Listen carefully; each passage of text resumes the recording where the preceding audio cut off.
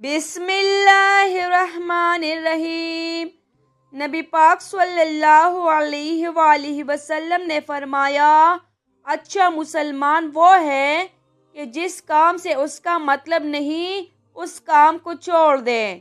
اور نبی کریم صلی اللہ علیہ وآلہ وسلم نے فرمایا، قیامت کے دن زیادہ گناہ ان لوگوں کے ہوں گے جو زیادہ فضول باتیں کرتے ہیں، ان کے گناہ زیادہ ہوگے۔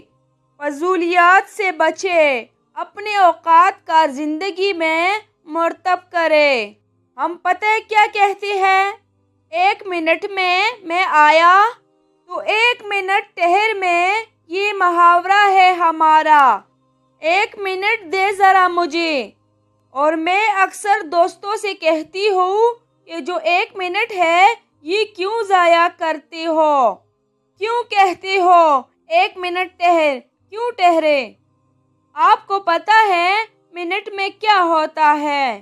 1 منٹ میں 6 دفعہ سورہ اخلاص پڑھی جا سکتی ہے اور 2 قرآن پاک پڑھنے کا ثواب ہے۔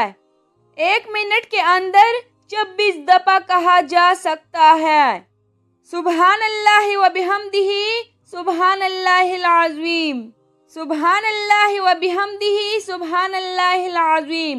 اور یہ وہ کلمات ہیں کہ نبی پاک علیہ السلام نے فرمایا، زبان سے کہنے آسان ہے، میزان عمل پر ان کا بڑا وزن ہے، اور یہ تمہارے رب کے بڑے پیارے جملے ہیں۔ اللہ جل شانہ کو بڑے محبوب ہے یہ کلمات۔ آپ دیکھیں، سبحان اللہ، الحمدللہ، اللہ اکبر، یہ کتنی دفعہ پڑھا جا سکتا ہے؟ 1 منٹ کے اندر کئی دفعہ پیار سے ماں باپ کی زیارت کی جا سکتی ہے، اور جتنی بار زیارت کرو پورے حج کا ثواب ملتا ہے۔ 1 منٹ کے اندر فون اٹھا کے کسی مریض کی عیادت کی جا سکتی ہے، اور میرے نبی پاک صلی اللہ علیہ وآلہ وسلم نے فرمایا، جب تم کسی مریض کی عیادت کرتا ہے تو خدا کی رحمت کا دریا بہہ رہا تھا، تم نے اس میں غوطہ لگا لیا۔